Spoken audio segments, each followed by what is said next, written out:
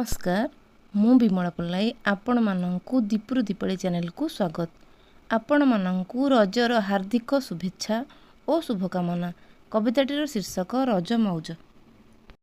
बरसक परे आसीछि रज होइबा बौल सज सभिए करिबा मजा मौज भूली सकाळ अबा संज भेद भाव भूली आपणा पर जेते कुमार कुमारी खेलिबा दोली तोटार माळे बागुड़ी ओ बहु चोरी नुआ पोशाक पिंधि कुमारी खाइबे नाना मिठा सांग साथी रे गाँ साही रे दिया जाए नाना जातिका पिठा।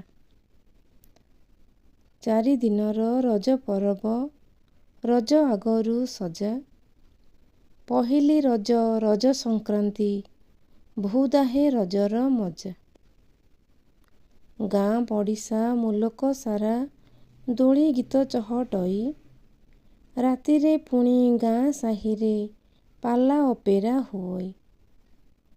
चतुर्थ दिन बसुमती स्नान ठाकुराणी पाए पूजा नाना जातिका मेला जातरा गाँ रे हुए सजा।